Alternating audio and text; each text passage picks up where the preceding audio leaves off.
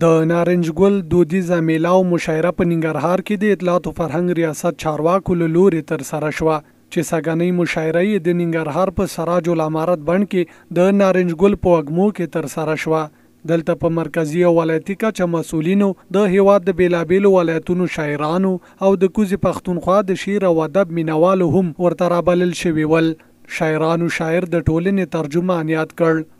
د شعار برخه کمرنګ ښکاري، دا د خوشحالۍ خبره ده چې لا دې برخې ته کار وشي، هنر ته کار وشي او د شعار په ځای شعر وویل شي. څو په ځوانانو اغیزو کې دا زموږ د پښتو ادب او زموږ د کلتور د بډاینې لپاره دا ډیره اړینه ده چې موږ بدلون نه لري. کوم چې زموږ بنیادي فکر دی نو هغه زموږ یو دی د لیکوالانو.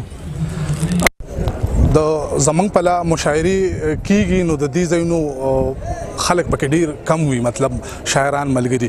دلته اکثریت ډیر وي بیا چې د پښتونخوا نه خلک مشاعرو له راغواړي، نو زما دغه ټولو ته خواست د مشرانو ترڅنګ دلته زیات شمیر ځوانو شاعرانو برخه درلوده او د ادب مینوالو ته یې ترانمونه او شعرونه وړاندې کړل.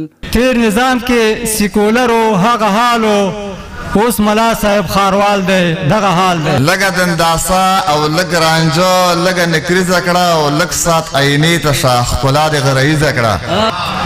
غریبي داسې چې ازغیم پازغي وباسم، قسمت مې داسې چې په ټول کلي کې غنه نه وه. بواني سي پورس کې انځر ګل نه بشمز افغان په واک نه بل پرلی یدا زلل خیال کرازا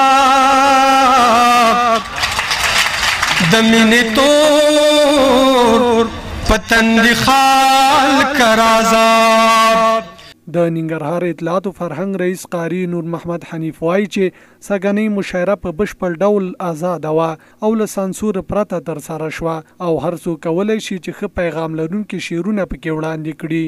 د نارنج ګل دودیز مشاعرې موخه دا ده چې دودیز ارزښتونه او اصیل فرهنګ وده وکړي.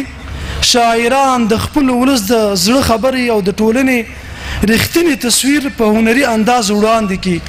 د بیان ازادۍ اصل ته کار وشي او د ټولنې اصلاح پرمختګ او هوساینې لپاره د هنر او ادب ژبه وکارول شي چې ځوان استعدادونه وهڅول شي، فکر ته کار وکړي، ادب ته مخه وکړي، د مطالعې له فرهنګ سره ملګرتیا وکړي.